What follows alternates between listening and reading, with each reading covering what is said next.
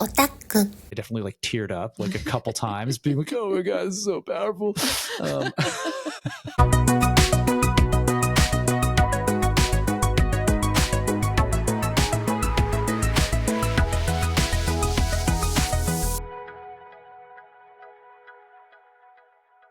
Welcome back to 2M Otak. I'm your host Mayu, a born and raised Japanese non-otaku, and I'm Cisco, an American otaku. In this podcast, we share our reviews of anime and manga through distinct perspectives with commentary on Japanese culture, history, and the language. Cisco. Yep. Are you excited talking about this anime and the manga today? Yeah, I am. Yeah, because we just finished watching the 8th episode of this anime, and this particular song stuck in your head. Yeah, really hard. Really hard, and now you love it, right? Yeah, I really am frustrated that it's not on Spotify because it's so good. Yeah, and it's not the opening or ending theme song. I know. It could have been, though. It could have been. Totally could have been. Yeah. Yeah. I think it would have made a great ending. Not that the regular ending's totally fine, but this one would have been awesome. So what are we going to talk about today? We're coming back to The Summer Hikaru Died. We talked about The Summer Hikaru Died before, so I put the link in the description in case you haven't listened to it. So we're going to talk about until 8th episode, and then you want to talk about the relationship between Yoshiki and Hikaru. Yep. Also, the song you just mentioned. Yes. It might be mostly the song, just being honest. You like it so much, you decided to make translation. Yeah, well, so I was like, I was trying to listen to it and it's not on American Spotify. And so I was like, what the heck? So I had to go find it on YouTube, and there's, a bajillion versions on YouTube. And they're like, most of them are good. Somebody made a English translation cover of the song that was like, the singing is great, actually. It's totally different from the original, but like the person performing it was like awesome. But in some parts of the translation I really, really liked, but other parts I like didn't like that much. So I was like, I need to write a translation of this song that fulfills like what I want the translation to sound like. So I spent like an hour doing that today. Okay, so get ready for it. Before we start, we'd like to hear from you. Share your thoughts, ideas, questions, or even suggestions that we should talk about. Send us a message to the email in the description, or you can use Spotify and the YouTube comment section as well. All right, so there are a couple episodes I wanted to mention before we dive into the song. Do it. Okay, so like they're like a ghost thing here and there. First one was like, I don't know if that's the first one, like the scary one was the like a wig. The wig ghost? The wig ghost. Yeah. That thing is terrifying. Almost I think every house in Japan has bath. There are definitely a lot more baths in Japan than America. Yeah. I'll say that for sure. And the sure. people take bath every single day, almost. Yeah. Whereas baths here are kind of uncommon, like once you're not a child anymore. Yeah. Like little kids in America take baths because I don't know why. I don't know why we don't shower little kids, but we just don't. Right. Like little kids get a bath. I mean, when you're like an infant, you have like the infant bath, right? But then even after that, for a long time, it's like bath. Maybe it's supposed to be fun. I don't know. I kind of can't figure it out, but we do that. Yeah, I don't know why either. But Japanese bath has like a function of reheating using the same water with filter, which is amazing. A Japanese bath and the mirror in the bath, which is unusual in America, I guess. Yeah, we don't do a lot of mirrors in our showers. I don't know why we have a mirror in the bathroom. Well, I mean, it makes like the bath isn't just for bathing. Like I think people shave in the bath too, right? I think a lot of guys shave at the sink, probably in Japan too, but I have shaved in the bath in Japan because there's a mirror and you can do that. I feel like also, like public baths have mirrors too. Right, yeah. And I think it's like sort of to like see yourself washing yourself so you like really know that you're clean or something. I have no idea, but I don't like the idea of having a mirror in the bath while you're washing your hair and you look up and open your eyes. There's always something in movies and horror TV. Like when I was a kid and then watching something scary, I really didn't want to take bath. Yeah, because it's always scary. I mean, I think in America there's like Bloody Mary and stuff like that that involves like being in a bathroom with a mirror. So I don't think that's an exclusively Japanese thing, but when you are naked, yeah, it's more scary. Maybe it's because there aren't mirrors in American baths, but I am not particularly afraid of mirrors in Japanese baths. You haven't watched enough Japanese ghost like horrors and stuff. I mean, I feel like I have watched a decent amount of that. Maybe I didn't watch them when I was young enough or something. Right. Anyway, that scene was really scary with hair, lots of hair. It totally could have been me. Yeah, I will go. I was going to add that. I was going to say, I feel like you leave a hair like a wig monster frequently after you shower, and I'm always the one that has to toss it in the trash. And the scary thing is like grows back so fast. Yeah, I think your actual head might be scarier than the wig monster. Well, that scene was scary. So at the restaurant, like America. Yeah, that part I found scary. Yeah, finally it's like getting really like a horror. Yes, the end of episode 8 is pretty an actual horror thing. Right. I mean, we read the original manga. And then it was still scary, but different level of scariness because it's moving and the sound and the color and everything. Yeah, I agree. Yeah, it's more like nightmare-ish. Mm-hmm. There are like a lot more characters than before. The lady Rie, who gives advice to Yoshiki, right, to be away from Hikaru basically, or Tanaka. He's the guy with the gerbil, the hamster. I don't know why hamster is so powerful and then like can live up to 12 years. Well, it's probably like taken over by like a spirit, just like Hikaru is, right? It's like actually dead. It's got like a ghost living inside it. Yeah. Don't you think? Maybe. Otherwise, hamsters can't live that long. Right. Or he's just lying. Could be. But when I saw the character for the first time, I was kind of wishing that Kenjiro Tsuda would do the voice. Oh, yeah, I feel that. Because like from the appearance or like how he It could have been him, yeah. Yeah, it could have been. But it works with the voice actor by, I can't remember his name, but he did Legoshi from Beastars or Sugimoto from Golden Kamuy. Yeah, totally still good. Yeah, he's really great. So let's talk about the relationship between the main characters, Hikaru and Yoshiki. Yeah. When I started reading the manga, I couldn't really figure out what the relationship was like. Is this like, I didn't know about the story either. So is this about BL or I didn't know what I was expecting. Yeah, I feel like you do not have very functional gaydar. Well, I grew up in Japan. That's, that is a disadvantage, I guess.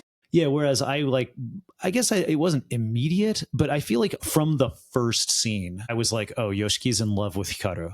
Like that was really clear to me from the beginning. And for a while, I wasn't sure how Hikaru felt. And then I put it together. I was like, regular Hikaru was just friends with Yoshiki and Yoshiki was in love with him.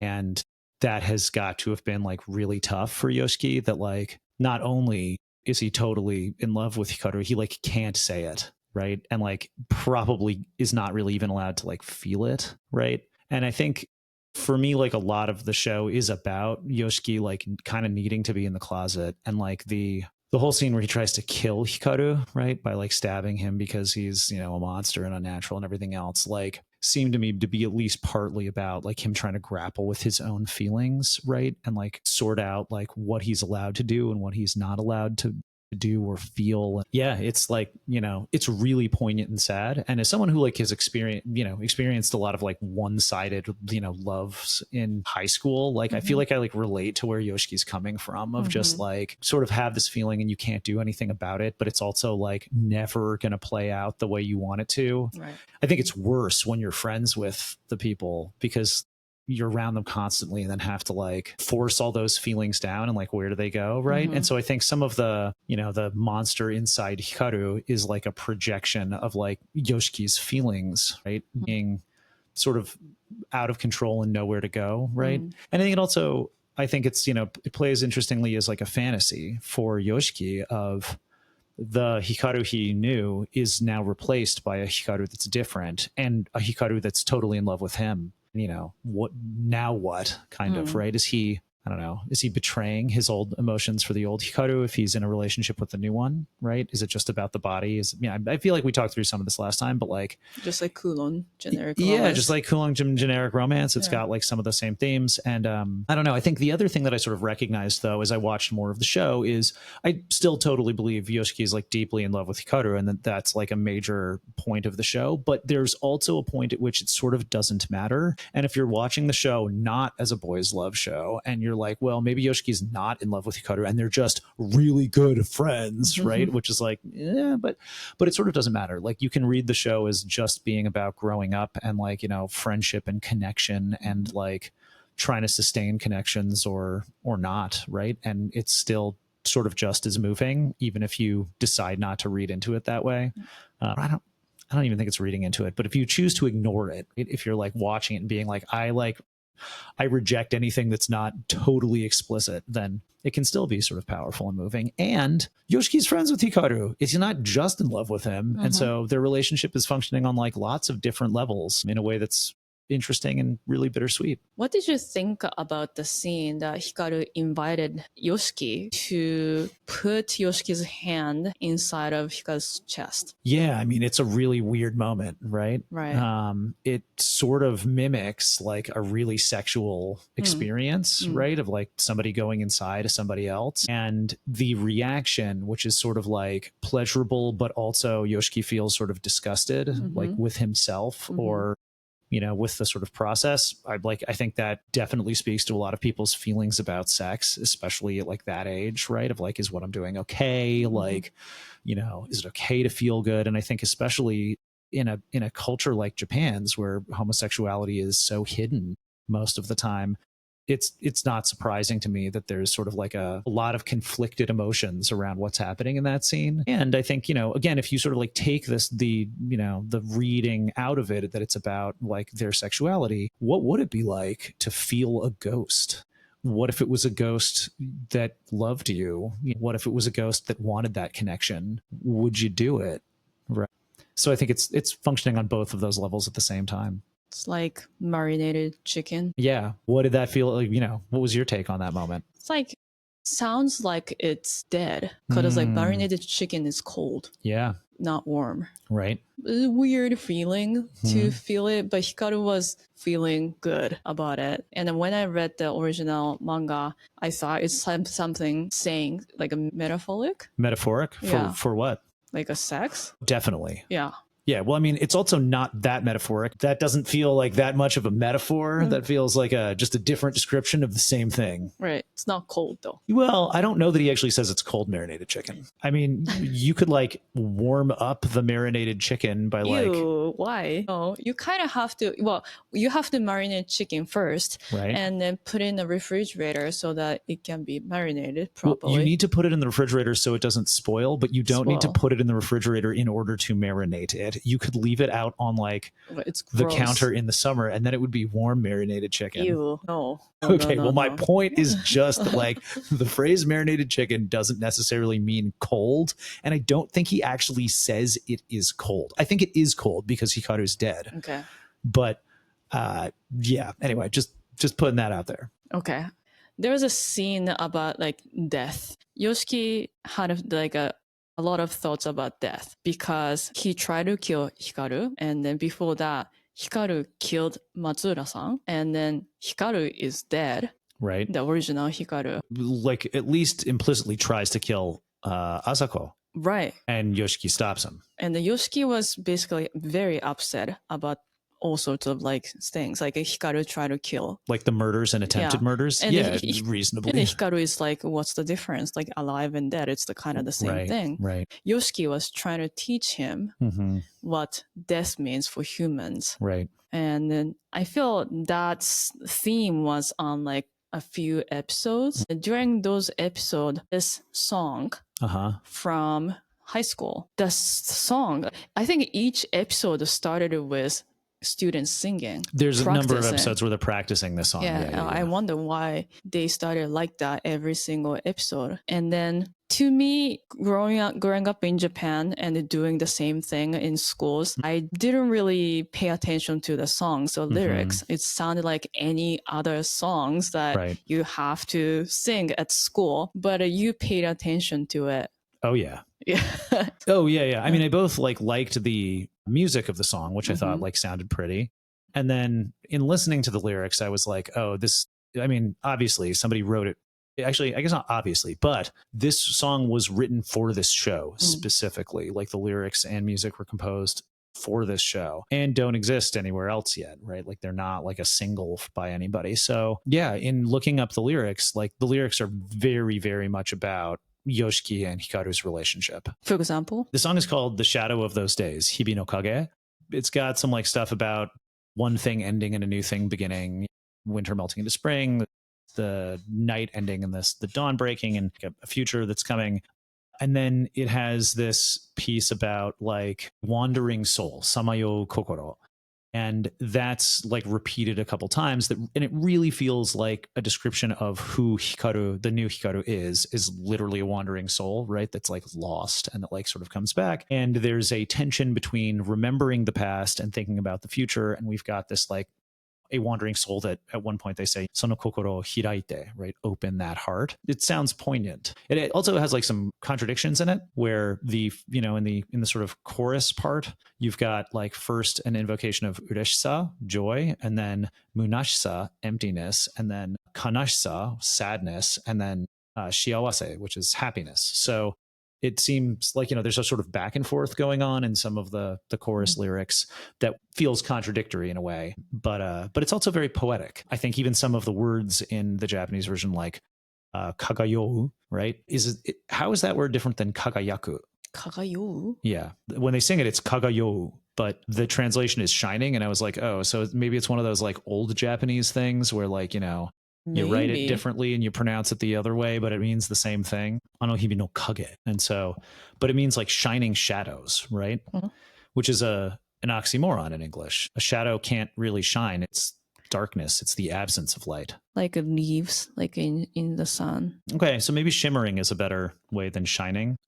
I feel like it got translated as shining, so maybe I'm off a little bit. It sounds like a better translation is shimmering if it's got like a movement in it, right? Mm-hmm. And like a little bit of like, you know, a little bit of light, not like a really strong gleaming, mm-hmm. right? Whereas kagayaku means to shine. Mm-hmm. It's a little bit more straightforward. Okay, so it should be shimmering. That is going to change some things for me. Anyway, yeah, so it's got a lot of like that feeling in it that you wouldn't necessarily expect if it was just the song they were singing for the singing contest, but it seems like it's capturing some of the emotions. And I don't know, I'd like, even when I was watching the episode the first time, like the music made me kind of emotional, and I couldn't put my finger on why, since I hadn't really listened to the lyrics a lot. But then after I listened to the lyrics, I was like, oh yeah, this is why. You're not sharing your lyrics? Oh, do you want me to? Yeah. All right. Well, it's tricky because there's two versions. There's the version that they sing in the chorus, and then there's also a version that Yoshiki and Hikaru sing, which is like close. It has a lot of the same lyrics, but they're in a slightly different order and stuff. So shall I do the whole thing? No. Let's do the Yoshiki and the Hikaru part. In the Hikaru Yoshiki version, they say, Shizuka ni yume o mite goran. I tried to translate both for meaning and for rhyme to like make things like sound the way they usually sound in English songs. You know, so quietly, just go ahead and dream your dream. And then hisoka ni sangashi motomete goran. And secretly keep seeking what you want to see. Sugisata akari wa modoranakute mo. Even if the light behind us is never coming back. Kono mune o odoraseru mirai koso ima. When I think about the future, my heart starts to dance. So some of these words that I've selected aren't really direct translations. They're more like, this sounds good with the pattern of the rhythm of the song or some of those other things. But the chorus part says, ureshisayo tomoyo, kagayo ano hibi no kage, oikake mawaru. And so I translated this as, so this is happiness, my friend. See the shining shadows of those days as we chase them and we spin. And I think one of the challenging things about translating Japanese into English ever is very often Japanese doesn't have any subjects in the like sentence or the song or the lyrics. In general, yeah, in lyrics or when we talk, yes. Yeah, there's the subject's just not specified. And so we don't do that. You know, Ureshisayo just means joy, right? And then tomoyo means my friend. But like, are you speaking to the friend? Is joy the friend? Like, none of these things are clear because it's poetic. So I had to like make some interpretations in order to fit the rhythm of the syllables while still preserving some of the meaning. Anyway, so that's the first chorus. And then the second chorus, munashisayo tomoyo, samayo kokoro egaite oikake mawaru. So this is emptiness, my friend, as I picture your wandering heart, as I chase it and I spin. And Yoshiki sings that line in the closing. There, that's me sort of putting my gloss on it by imagining the Samayo Kokoro is referring really to Hikaru, although it could absolutely refer to Yoshiki, not sort of knowing his own feelings and trying to think about who he really is or what he really wants, etc. And then the last verse that they sing together, Shiawase yo tomoyo, samayo kokoro hiraite, wasurezu oi tsuzukete iku. So this is happiness, my friend, opening our wandering hearts, not forgetting as we go on, ever chasing. And it felt good to like make a translation that fit the line and could be sung in English in a way that still kind of matched the Japanese while also capturing some of the feelings. And like, as I was writing it, I definitely like teared up like a couple times being like, oh my God, this is so powerful.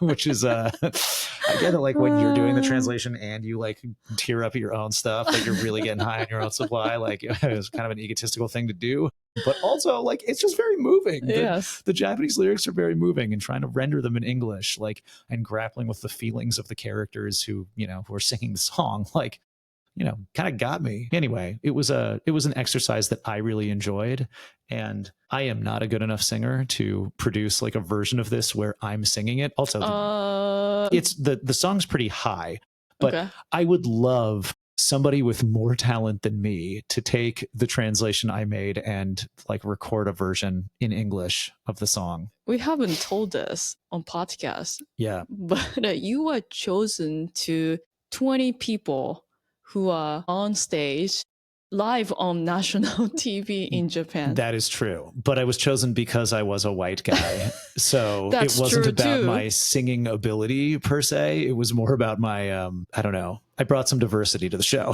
Definitely. But it was, you have to be lucky. I'm not denying that I'm lucky. I'm just denying that I'm extremely talented at singing. Anyway, I sang it for myself and, jiko manzoku, like to satisfy myself. And it, and I liked it. But if someone was going to record it and put it on YouTube, I would want it to be like a real singer, not me.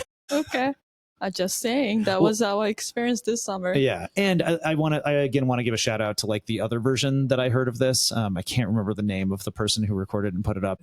You know what? We can try to find it and put it in the description. There's like a link to it. It seems to be someone who, again, translated the song. Their translation, I felt like might have relied a little bit on the translation in the show, and it, like, that's given in the English subtitles for the show. And so did mine. Like I had seen that, so that informed my translation as well. But they have some lines where they're making more choices about how to interpret the thing, even more definitive maybe than the ones that I made. And I really liked some of the lines they came up with, which are very different from the ones I came up with. And there were other lines where I was like, oh, that feels kind of stilted. Like I could improve this. So I'd love like that person to sing my version, and then it would sound like amazing, and I'd be like, oh, this is great. But I don't want to like shade their version of it. Like their version was also really good. Anyway, so for what it's worth. All right, let's do today's word of the day. Otaku, word of the day. What's today's word of the day? Well, since we spent so much time talking about this song that they're singing, we're going to go with concours, which it's a French word, right? French word. Concours or something. But we say in Japan, concours. Yeah. And it means singing contest? It doesn't have to be singing. Oh, it just means a contest. Music. It's like brass band concours. But is it a competition when it's a brass band concours, or it's just a performance? No, competition. Okay. So it's a music competition. Music, yeah. And then which type of music is determined by like gasho concours means like a choral concert or choral competition. Yeah. But there's also other kinds of, are they always music, or can a concours be sports? Yeah, music. Okay, always a music competition. Yeah. Got it. So I don't know why it's from French, but that's where Japan decided to borrow this word from. And it's a thing that's commonly done in middle schools and high schools.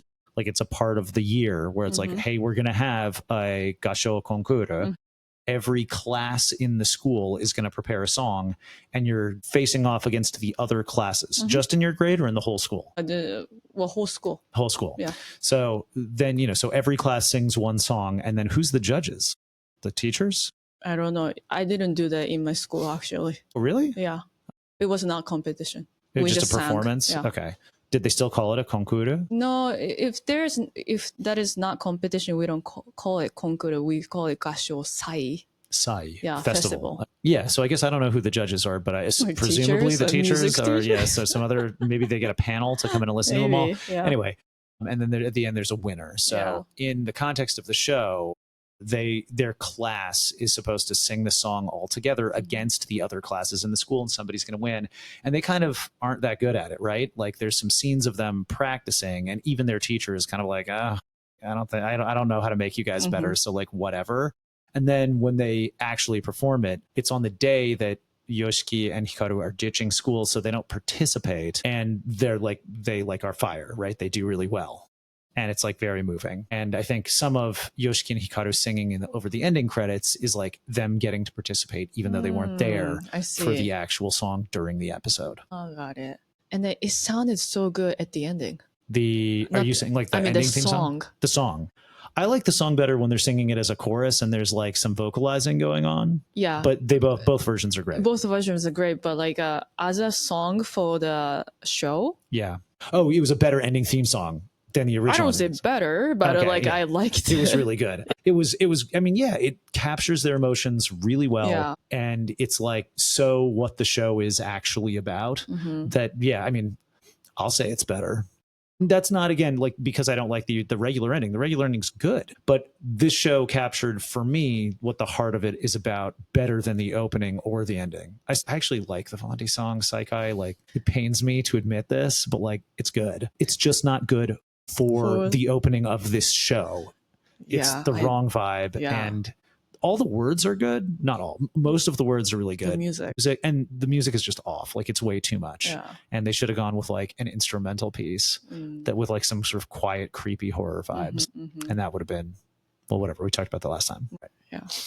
All right. Before we end, do you want to add anything else? I think I just want to say, I want to like double down on this anime and be like, this one's really good. I am not always into BL type stories. And I think actually one of the things that I decided on after watching more of the show was this isn't really a BL anime. This was on the Wikipedia page too. Like, it was planned that way. And then people started describing it as a horror story with queer themes. And I think that actually is much more true to what it is. You can kind of choose to read as much as you want of that into it, or you can kind of experience it as a coming of age story that's also got like a horror component. And I mean, whatever, it's not even over yet, right? They're like still writing it. So who knows where it's like going ultimately, but I really like it. And I think more people should see it. And I think it's good at developing empathy for like, especially in people who don't have any experience of being gay, for like what it must be like to be a gay teenager in Japan and need to hide all of that emotion because of the social situation. So I hope it helps more people understand that feeling. To me, I like the aspect of mystery side, like Yoshiki and Hikaru are trying to figure out about their own town, right? And like, you know, when they found out about each like parts of the town's name, it's like Kubitori or Kubitachi, or what else? Udekari, Ashidori, Ashiiri. No, wait. Udekari. There's two. My God, it sounds so scary. Right? It does sound creepy. Right. Yeah, it doesn't sound good. I wouldn't want to live in Kubitachi especially. That sounds bad. And then there's like old like tales, like people are talking about like sacrificing, blah, blah, blah. Don't go into the mountain. Easily any like, you know, countryside town in Japan could have that kind of story. Yeah. Thank you so much for listening to this week's episode. If you liked this week's episode, please give us good reviews on Spotify and Apple Podcasts, or like and leave a comment on YouTube. Make sure to subscribe and follow 2AM Otak and 3AM Otak. It'll keep us making more fun episodes. If you are interested in reading Cisco's entire translation of the Hibi no Kage, let us know. We don't want to put it in the comments. We can, if there's maybe not in the comments, maybe in the description. Yeah. Okay. Or maybe we'll wait until anyone says they want it before we post it. That feels fair. Okay, we'll wait. Let's see what's going to happen. Okay. All right. See you next time for more 2AM Otak. Peace.